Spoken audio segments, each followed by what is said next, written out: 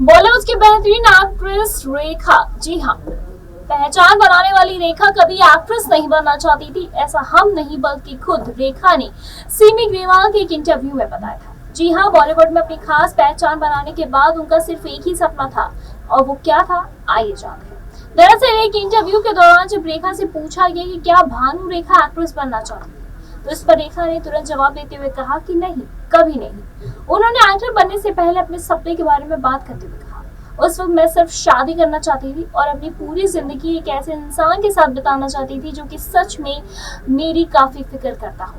बहुत सारे बच्चे करना चाहती थी। साथ ही उन्होंने कहा कि उस वक्त मैं ऐसा क्यों फील करती थी ये मुझे नहीं पता, लेकिन उस वक्त मैं सिर्फ यही चाहती थी। अफवाहों की बात अगर की जाए तो उनकी शादी से पहले खबर यह आई थी कि उन्होंने एक्टर विनोद मेहरा के साथ 1973 में शादी की थी, लेकिन 2004 में एक टीवी इंटरव्यू में उन्होंने इसे केवल एक अफवाह ही बताया था।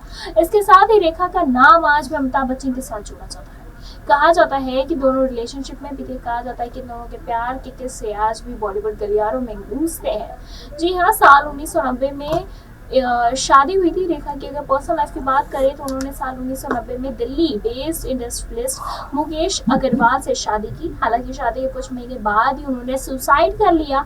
रेखा के बायोग्राफर के मुताबिक मुकेश काफी वक्त से डिप्रेशन का शिकार थे। उन्होंने एक सुसाइड नोट भी छोड़ा था जिसमें कि उन्होंने लिखा था कि किसी को ब्लेम न दे। और इस खबर के आने के बाद ही लोगों ने रेखा के खिलाफ निगेटिव कमेंट्स करने शुरू कर दिए।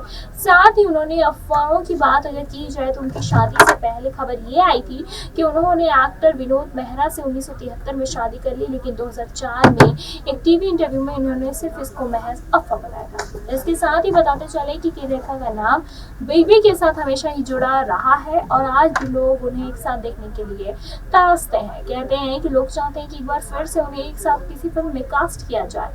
बताते चले कि उनका रिलेशनशिप तो कहीं ना कहीं आज भी सुर्खियां बटोरता है, लेकिन फिलहाल ये महज सिर्फ एक अफवाह थी। फिलहाल उस पर आपकी क्या कुछ राय है, कमेंट करके जरूर बताएं।